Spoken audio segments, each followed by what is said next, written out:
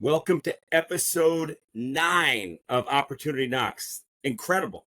9 episodes. And this one's good because this is, look, this is what I preach at the beginning. I'm going to be brutally honest. We're going to talk about the failures just as much as I talk about the successes. And there's been a lot of failure.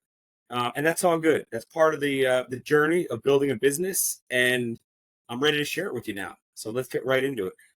So what were the biggest mistakes I made so far?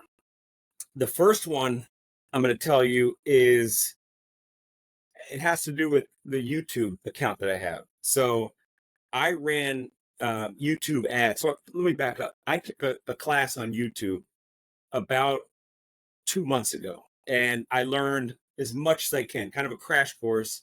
I learned a ton, and it really excited me because YouTube has so much potential for businesses, and so much so that because of that class that I took and what I learned, I know that people are just not doubling down on YouTube, and they should be. Remember, Google bought YouTube, right? So YouTube is the second largest search engine, meaning everybody knows when somebody needs something, they go to Google and they search. And that's why Google's a multi-billion dollar company, trillion it might be. But YouTube is the same thing. People prefer watching a video than looking at a website. So YouTube is going to continue to dominate, and I believe will be the number one search engine in 5 years. That's my prediction. I think it's going to be where everybody goes to search for things because people want short, quick videos. I mean, look at it for golf as an example. If I need a quick fix, which I need a lot, I'll go to YouTube and I'll search, how do I get rid of the shanks? I hate to admit it. And a bunch of websites come up. A bunch of videos come up. And I click on those videos and I watch it. And the one that I like, the one that I can relate to, I'll start watching it. And guess what? And I subscribe to that channel.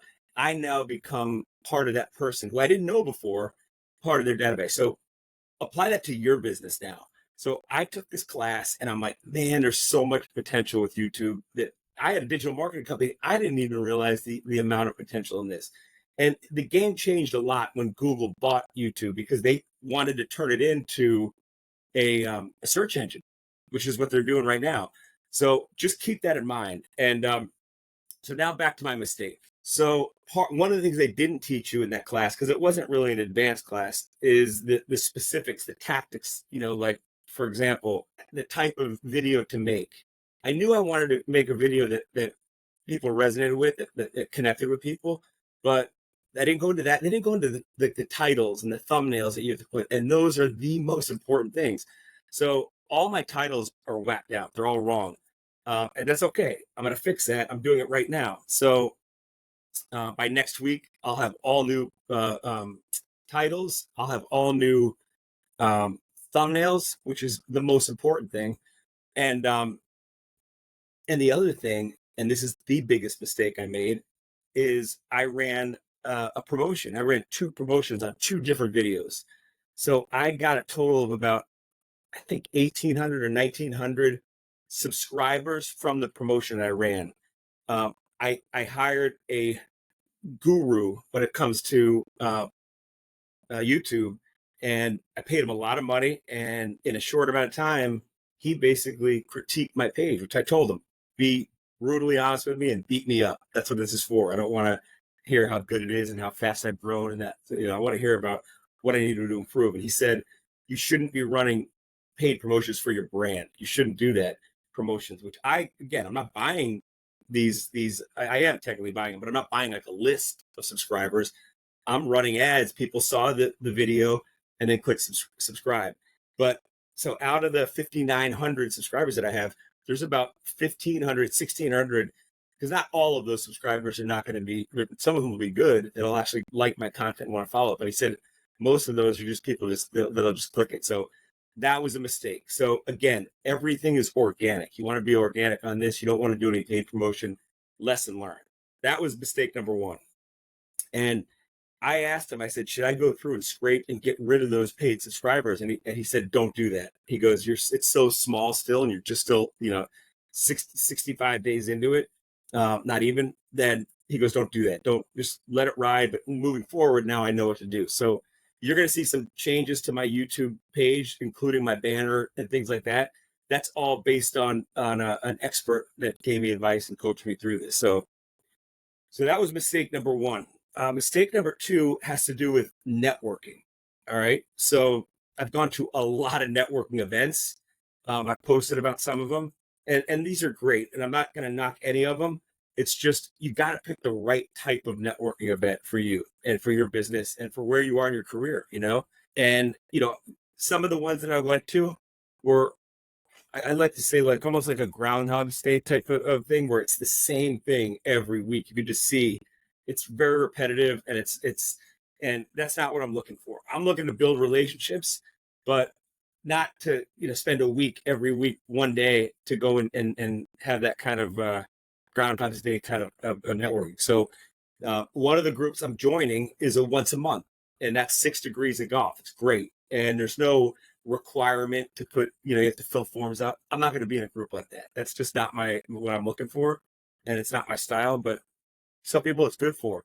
Now, if I decide to hire salespeople, that might be a good way for them to start and to get in it, because they are good. All networking is good. It's just what's right for you and your business, So the mistake I made is, and it's not really a mistake so much, but it's really what I learned is be very selective with the groups that you decide where you go to. Because remember, in order for these groups to work, you have to give. You can't just take. You can't just get business. You have to give business.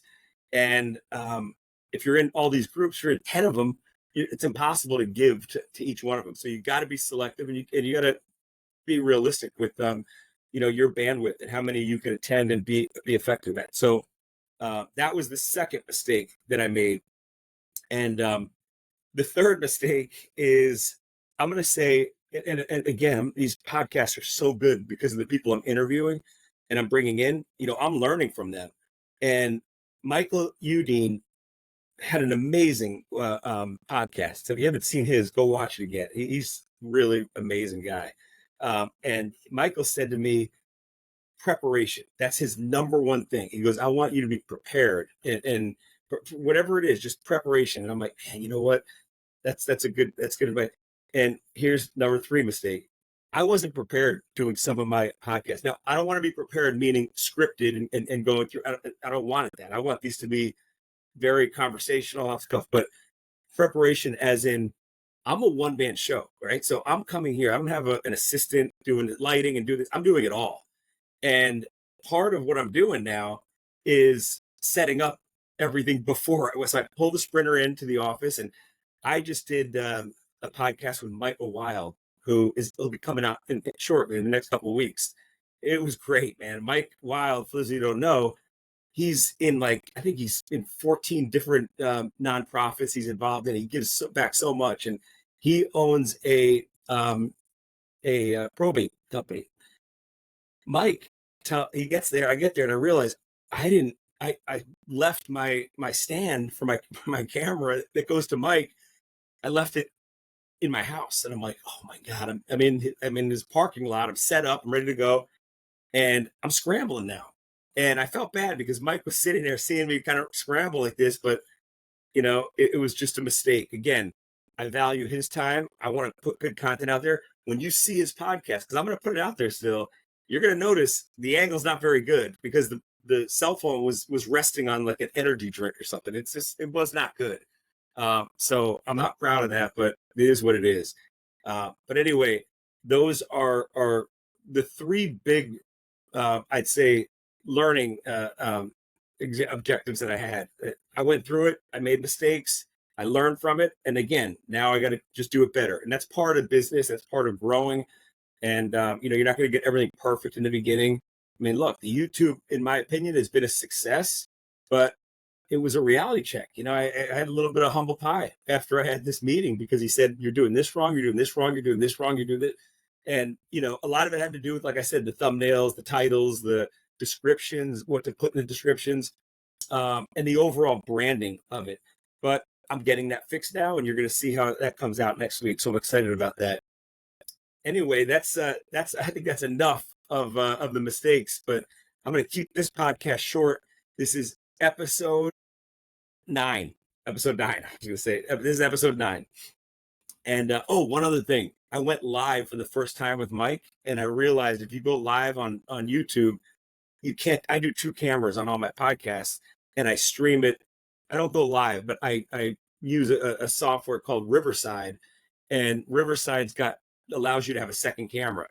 But when you stream, you can't use those 2 cameras on YouTube. So when I went streaming, which is live stream, it was just me while Mike was talking. So that was another mistake. But hey, it's all good. It's all part of the journey. So for now, I'm out, and keep on watching me make mistakes, but keep on watching me correct those mistakes.